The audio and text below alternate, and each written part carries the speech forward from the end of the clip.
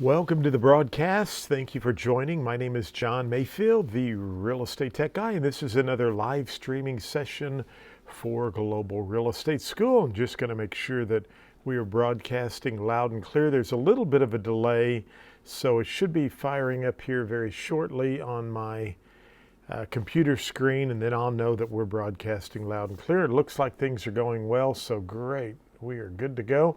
If you have any questions tonight, you can type those into the chat box, and I'll be glad to answer those as we go through the course. Very quickly, I know last week I went through some things and probably took about 20 minutes to get started. I'm going to get right into the material tonight. We may only spend about 15, 20, 30 minutes tonight, but I do want to try to keep a consistent meeting going during the winter months, and I've got some new projects I'm working on, so I'll share that with you. I want to very quickly, though, kind of remind everybody a couple of things about your course dashboard, okay? So I'm going to jump over to my iPad right now and just kind of show you. You're looking at my dashboard as a school learner. Now, I'm going to have more courses in my dashboard than you will, but I actually was able to go in and fix a few things that I was having some problems with. But I just want to pull up one of the courses for you. So if you're in Kansas, and this is what your Kansas core dashboard would look like, I just want to remind you this. Some of you may jump in and you'll see your 30-hour main course here. That's usually always at the top.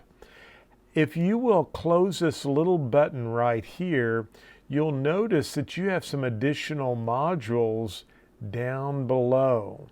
So you actually have lots of things that you can use down below here, and I'm going to be adding another item shortly here, but most of you will be in this course. Just close this little button or this arrow right here and drop down here. So if you ever want to go in and do the practice exams, they're right here. So everything's kind of below your main course, and I just want to point that out, make sure that everybody's aware of that. Remember, the review modules are unlocked. So if you go into a review module, you can actually use the menu button and you can jump around anywhere in the course that you want to, because the review modules are unlocked.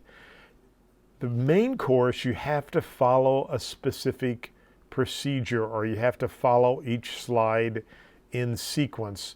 But if you want to go in and review, if you're through the first 4 or 5 chapters, you want to go in and review, just remember that you can do that through the review module. So just to reiterate, don't forget that below your main course, whether you're in South Dakota, Indiana, Oklahoma, you have lots of other material down here. We have a math section, and we have these recorded study sessions.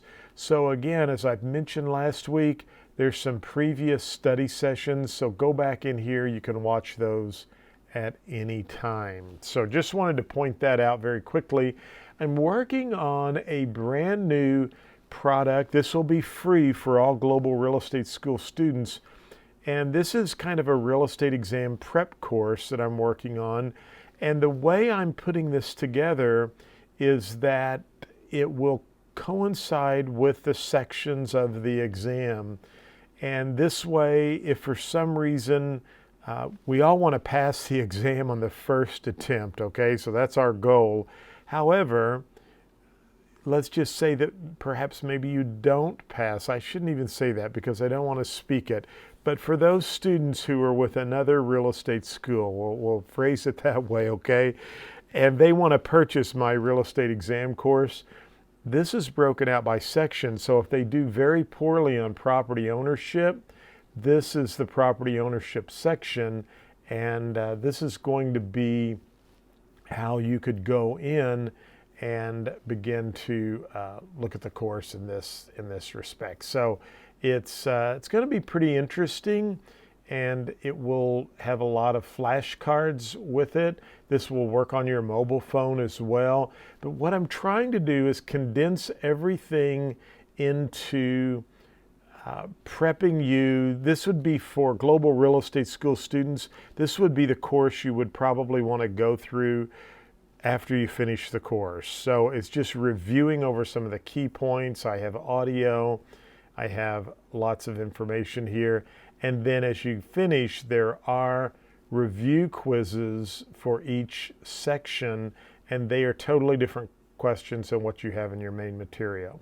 So tonight, what I'm going to do is actually record some videos that I'd like to put into this course. So we're going to look at property ownership tonight. I know we have several people who just recently signed up for the school, so this will be good for you. This is information that we talk about early in the course. For those of you who are a little bit further along in the course, this will be a good review for you tonight. But I'll be pulling out some of the videos that we're going to go over, and I'll be inserting those into this real estate exam prep course. So my goal is I've wanted to have a really nice review module or course for my students that, okay, you go through all the material, you've made your appointment to take the test. Is there something I could be studying on that would be different from what I've already gone through? So that's kind of what this is all about. You can use it and study it as you go along through the course, but the goal is for Global Real Estate School students to have a really good review section prior to taking the exam. So it's kind of between finishing my course and taking your test. This is the course that you would take. It's going to be free for you. I will be selling it to others who might be interested in purchasing this. It's going to have lots of video, but again, it's just kind of like me coaching you right before you go in to take the test. So I think it's going to be kind of fun and really cool, and I like the new layout. So that's what we're going to do tonight. We're going to get right into the course material. If you have any questions, type those in the chat bank. Be sure you can send me an email as well for some of my students if you have more questions. And one last thing I will mention, because I took chapter 15 and I made that into smaller modules. I realized it was one huge chapter. There's two chapters that are very long, 15 and 16. I really don't get many complaints about 16, but this week I did have one of my students who said, gosh, John, that was a long chapter. And it is, I realize that, and I may break that up into two smaller modules. But I broke chapter 15 into 4 modules. For some silly reason, 15.2 was pulling some questions that you had not covered yet. I know I had a lot of students that were really discouraged and confused and mad about that because they were not making a good score, and they're like, wait a minute, what are all of these questions? I did get that fixed today, so hopefully no one will have any more trouble with 15.2. So anyway, I always appreciate your feedback. I did hear from 3 people today, 3 past students who just took their test within the last week. They all 3 passed, and they all said, 3 said, thank you so much, John. It was a great course. You prepared us well, and we passed the test. So congratulations to those 3 folks. So that's always great when I hear those kinds of stories. Okay. 9 minutes, and I didn't want to go that long, and I apologize. So let's get right into the material. So I am going to go over to my iPad. So let me pull that up. There we go, and I should have a code that will pop up on the screen here in just a minute. 2835. There we go. And I will allow and show all, and so we should be good to go now. All right. So we're going to get right into the material. Let me put my iPad on, and we're going to just talk about property ownership. Now, don't forget, on the exam, they're going to ask you, I'm going to pull this up here for us, they're going to ask you about, minimize this for us.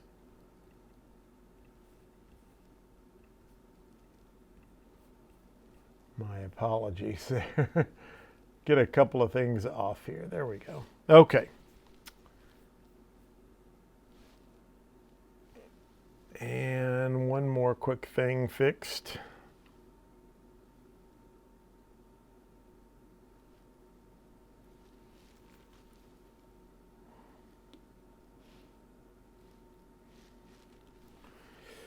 Okay, so I want to talk about these three definitions. And again, I'm going through the outline that you're going to be seeing. This is the outline and the topics that I need to make sure that you understand for the real estate examination. So don't forget, you need to know the difference between the definitions of land, real estate, and real property. Now, I understand and realize that we will use these definitions interchangeably, and we kind of think of them as meaning the same thing.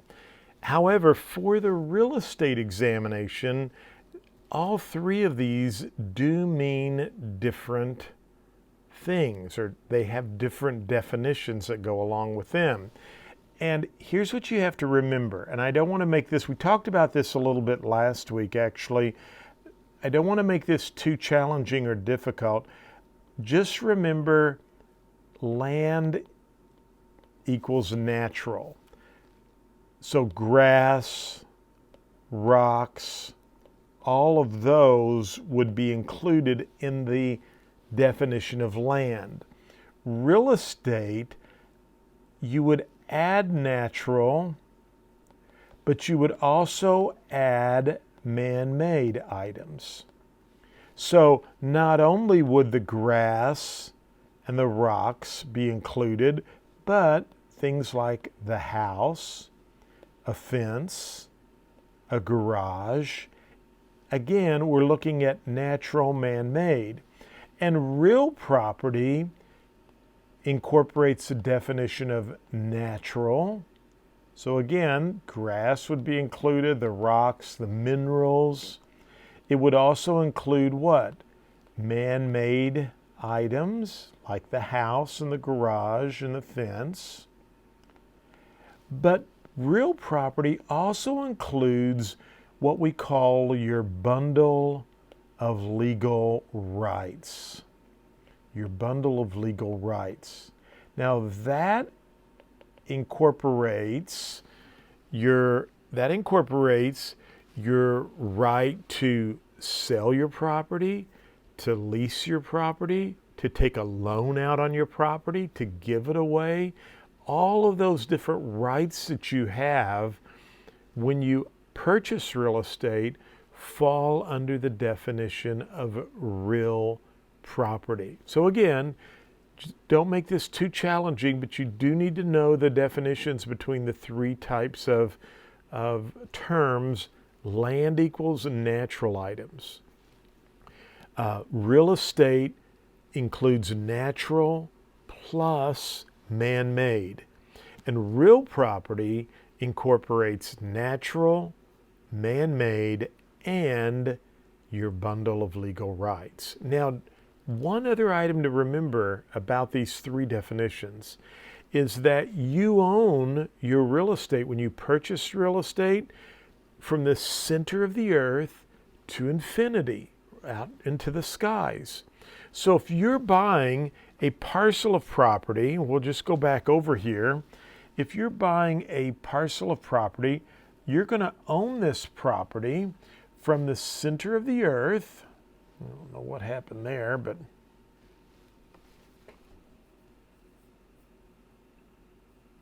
looks like my iPad got kind of turned around. But you're going to own from the center of the earth to infinity, okay? So here's the interesting thing you need to understand. sometimes, like where I live, St. Joe Mineral purchased all of the land here. So they owned from the center of the earth to the skies, out into infinity. However, St. Joe Minerals was only concerned about the lead, which is located underneath where I live. So they bought the property and they had the air rights, the mineral rights, and the surface rights. Well, this was all they were concerned about. So they sold the surface and air rights to the businesses, to the workers, and to many of the other people in the area. And then they kept the mineral rights. So just one more thing that I just want to finish up on this. When you purchase real estate, you own from the center of the earth to infinity, but you have the right to sell your rights. Now, in other words, not only do your rights run vertically, but they run horizontally as well. So you have the right to sell off certain types of these rights that you own. That's why people who purchase property on an ocean front might build a huge condominium complex because they can sell the blocks of air up above, or in downtown New York, or someplace where real estate is very limited. You can sell those rights. You can sell blocks of air above your real estate. So just remember, property rights not only run vertically, but they run horizontally as well. You buy property, you own to the center of the earth to infinity, but sometimes someone may sell you real estate, but want to keep or retain the mineral rights. Okay, so I am going to fix one quick thing here because my iPad stopped streaming there, so I'm going to or it did something weird. Okay, so let's go on to the next question. There have been a few questions in the past where you had to work some square footage problems. This looks very crazy, scary, and oh my gosh, what do I have to do here to solve this problem?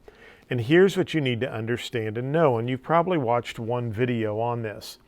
When you are figuring square footage of a house, you do not have to worry about areas that you cannot live in. So the patio, the porch, the garage, we really don't care about any of this. Now, there's some information in the problem that helps us. What we are interested in is the house, okay? So we need to know, first of all, we know that this is 150 across the whole front of the house here, but this is 30. So this would be 30 right here, this little piece, because I'm getting that from down here. See that? The 30. Now, this is 75 feet. The garage is 100, so this must tell us here, if this is 100, that this would be, I'm just going to figure this up here, that would be 75, right? So we have 100 all the way up, so I'm thinking this would be 25 is what I'd need there. Just want to make sure.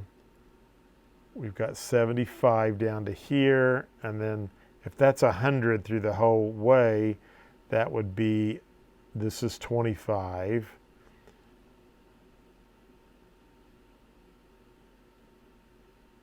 So I think this area right here would be 25 feet, because that would leave the rest of this as 75 feet. I think. We're going to see here. And then This tells me that this area would be 120 because we have 150, and if that's 30, 30 from 150 is 120 by 75. So all we really need to do is take 120 times 75 and 25 times 30. And this would give us the total living space in this house. Now, I quickly drew this up today. So if I get some folks who want to say, no, you did something wrong, John, please let me know. So 120 times 75 equals, I built a big house there. That would be 9,000. That seems awfully high, doesn't it? 9,750. I'm going to try that again. 120 times 75 equals 9,000. So that would probably be about right, because my mom and dad built a home that was 30 by 60, and it was 1,800 square feet. So square footage would be 9,750. Now, here's what I want you to understand for this particular exercise. A lot of times, if you see this kind of a question on the exam, draw it out on your paper that you have there. I just don't want you to figure in the garage, the porch, or the patio. Now, if they had this as an enclosed porch, or they had a bump out for part of the living area, yes, count that. But we're not counting patios, front porches, or garages, okay?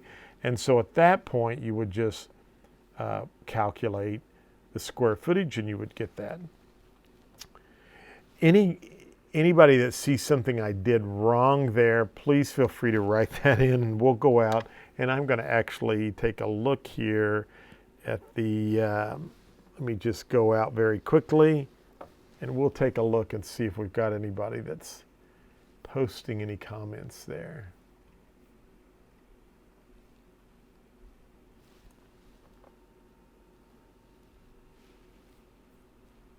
So very quickly, I see Robert. Hello, Robert and Donna. So I see both of you.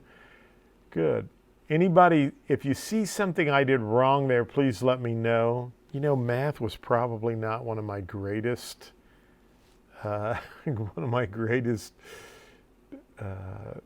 subject matters. But anyway, I'm trying very hard on that. Okay, I'm going to go back over here and screen to my MacBook again. All right, so here we go. I'm going to, for some reason, there we go. I wish that would show a little bigger on my screen there, but unfortunately it does not. Hopefully you can see that okay at home. Now, you may see some questions like this on the exam. And one of the items that they want me to go over and make sure I cover is how to calculate legal description square footage. Now, in this example, we can see here that John Smith purchased the north half of the north quarter, Section 4, Township 32 North, Range 3 East, and he paid $2,500 per acre. How much did John pay for this acre? Remember that one section of land equals 640 acres. You need to just put that in your memory bank. And these questions are really not that difficult.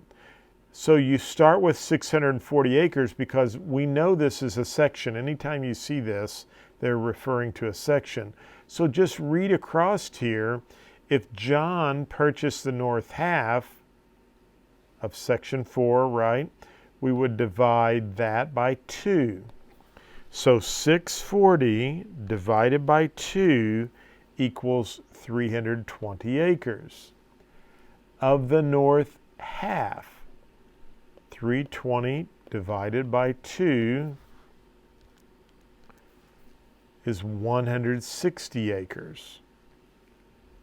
So we've done that one. Of the north quarter, 160 divided by 4 equals 40 acres. Now, he paid $2,500 for this.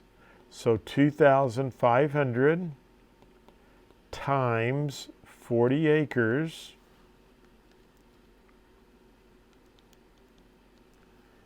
is $100,000. So John paid $100,000 for that property.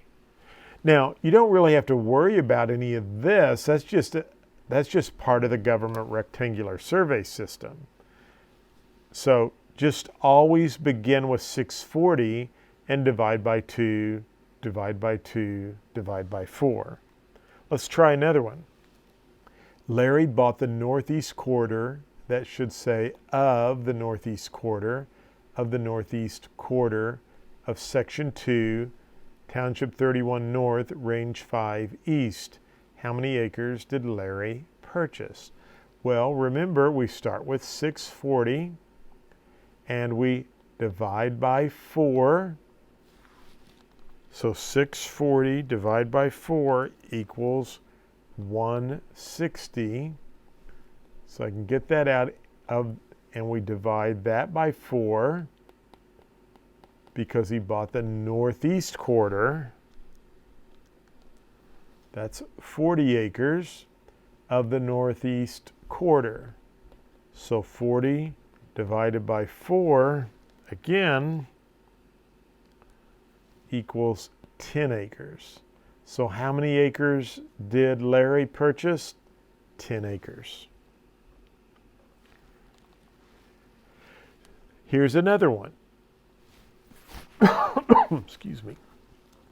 Tom purchased 5,280 feet by 5,280 feet plus 23 acres for 2,000 per acre. How much did Tom pay for the property? Well, 5,280 times 5,280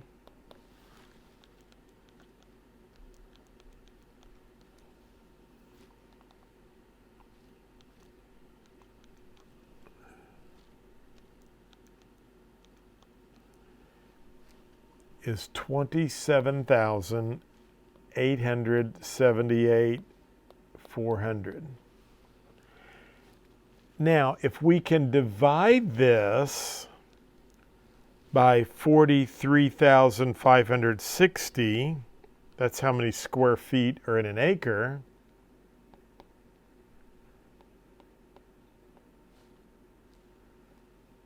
$43,600, let's see. 40, it's root 66. 66 times 66 times 10, 43,560. So I'm just dividing 27,878,400. Divide that by 43,560 equals 640 acres. I did this one because this is 1 mile by 1 mile, which is also the same thing as one section. And one section equals 640 acres. So Tom actually purchased 640 acres plus 23 acres. So Tom purchased 663 acres and he paid $2,000 per acre. So I'm just going to multiply this times 2,000.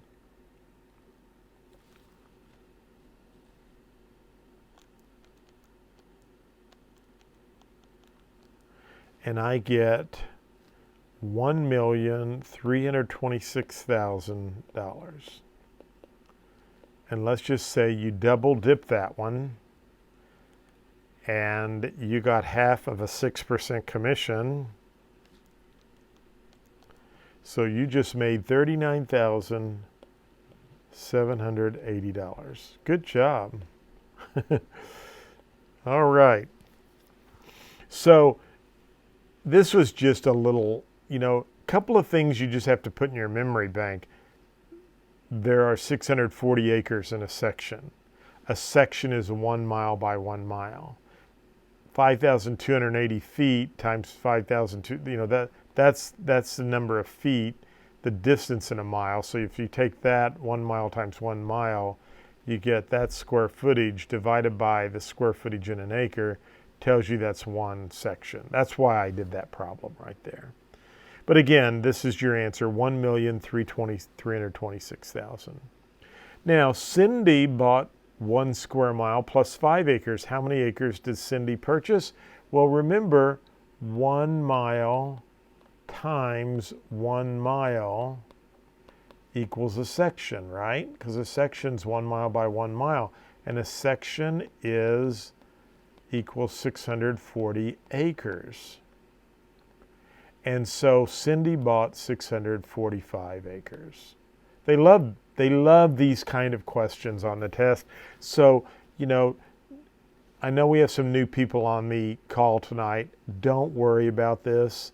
You'll learn it. I know there's a lot of information here for the exam, but some of these things you just have to go over. You have to study, you have to remember, and you'll be able to put this together. So just wanted to go back over that. Now, Anne purchased section 1 and 2 plus the north half of section 12.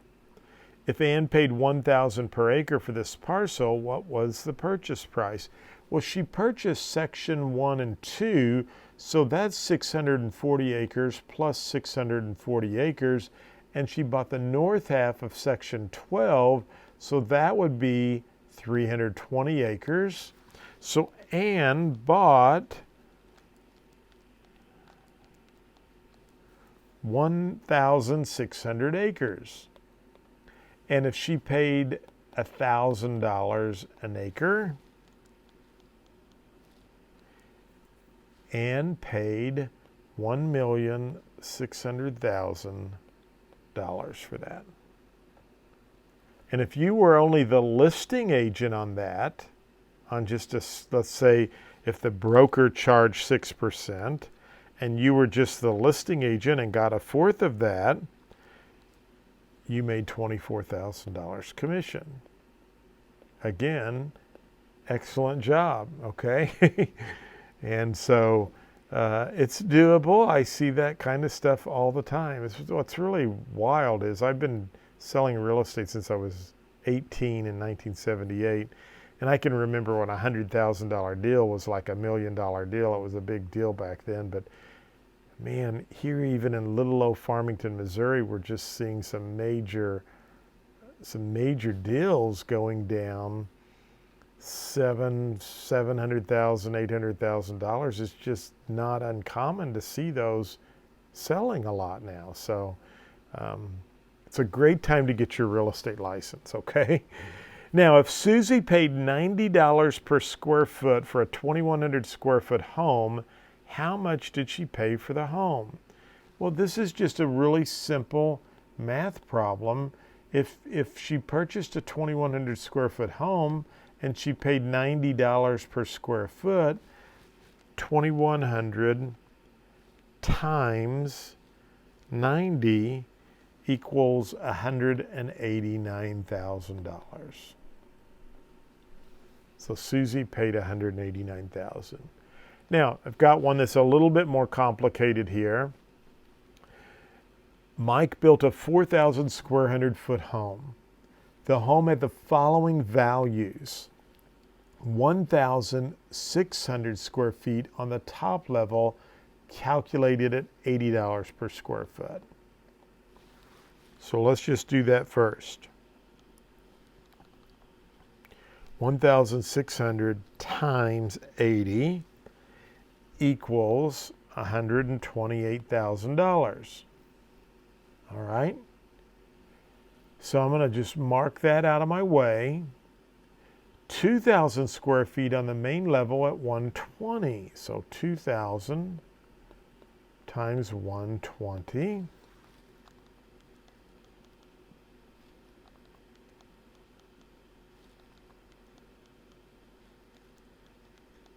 Kept putting too many zeros in there. 240,000. That's what it costs to build the main level. And 1,000 square feet in the basement calculated at $50 a square foot. I think that's 50,000, isn't it? Yes. So we'll mark that out. Now, the land was assessed at $28 per front foot and the lot measured 100 by 200. How much did Mike pay to have the house built? This right here is just information that's trying to throw you off because they just really want to know, what did Mike pay to build the home?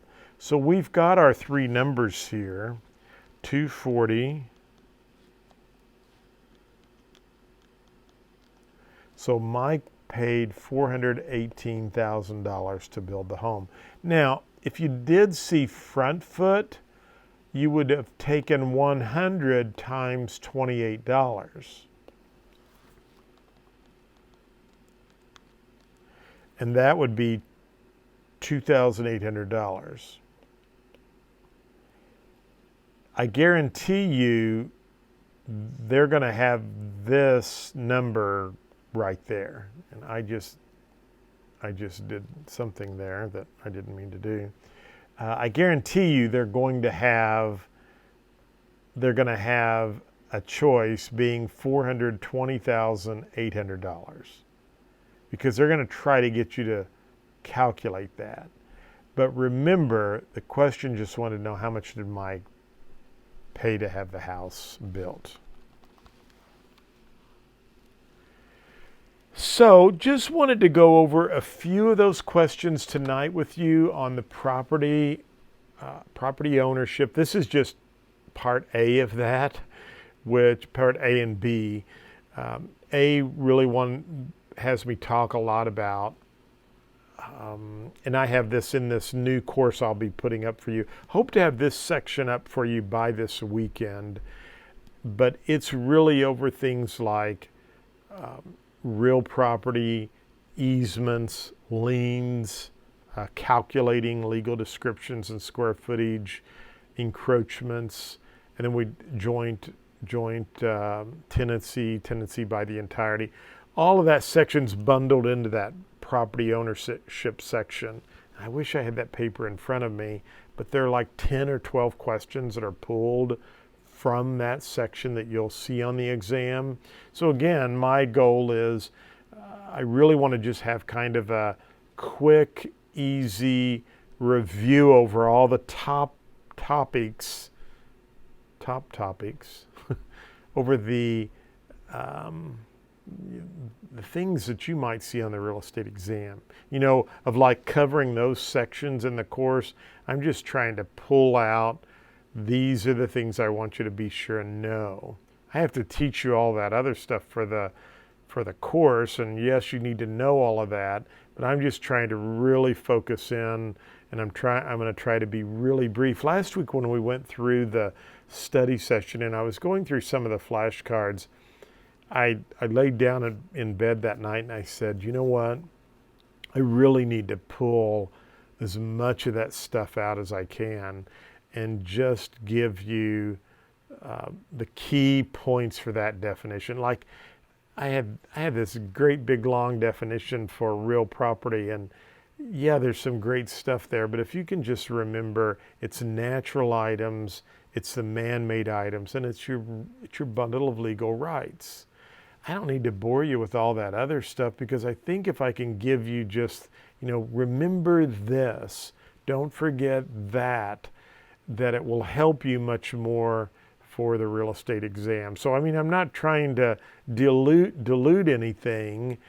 We cover all the stuff in the course. I want you to know that, but I really want to have a good product for you that between finishing my course and going in to take that real estate exam, I can do some really good prepping and coaching and reminding you of key points to know. So I wanted to go over some of the property ownership videos tonight that I can pull off and put in there. I might do some new ones to throw in there. I may use some of these, but that's kind of where we're working toward. So I will have another study session this next week. I may tomorrow or Saturday just throw something in there that you can watch as well. Now, I am working on, I got several projects I'm working on, but we are working on that coaching session for you, where I have some coaching videos. This last week, I apologize. Many of you know I had a family emergency, and it's just, I've had some things that my wife and I have been helping our daughter, and some things that are going on through all of that. And so my time's been a little limited, but I'm kind of getting back in the swing of things. So I hope to pick back up on the coaching part. But you will all have access to that. You really don't need to know about that right now. You need to pass your test. But once you get past the test, then you can go back and watch some of the coaching videos I'm producing that will help you with making money selling real estate. So now I want you to know this. I want to give you the best product I can. I want you to have a lot of really good resources, but more importantly, I just want to be able to help you grow your real estate career as a real estate professional. And I want you to refer and recommend others to go to my school, because that's how I'll grow and see my school prosper. So always feel free to reach out to me if you have any questions or need help. I want to say thanks for watching tonight. I do want to go out very quickly and just see if we have any questions that I can answer. So let me go over here. Donna said, I was thinking on the left side by the garage, the number would be different. I'm probably wrong. I don't know, Donna. I quickly did that today, and when I was doing that, I mean, I just kind of drew that out about 30 minutes before we went on the air. And so I don't know. I'm thinking too that that's 100 foot across there. I think that is right, but I'll look at it. I'm sure somebody will tell me if that's not correct. Any other questions, feel free to write those in, but thank you for that. Thanks for watching, everyone. I appreciate your business, and want to just say, again, always feel free to reach out to me if you have any questions. I'd love to help you in any way I can, and keep studying hard. This is a great time to be getting your real estate license, because if you can get through the course now, get licensed right after the first of the year, you can watch my coaching calls, you can get, briefed on how you fill out contracts, and you'll be ready to go when the selling season really kicks in. But selling season's even still going pretty good right now. So, well, listen, thanks so much for watching. Have a great evening, and I will talk to you next week after Christmas. Can you believe that? Where has this year gone? We'll talk to you next week. Thanks so much. Have a great day.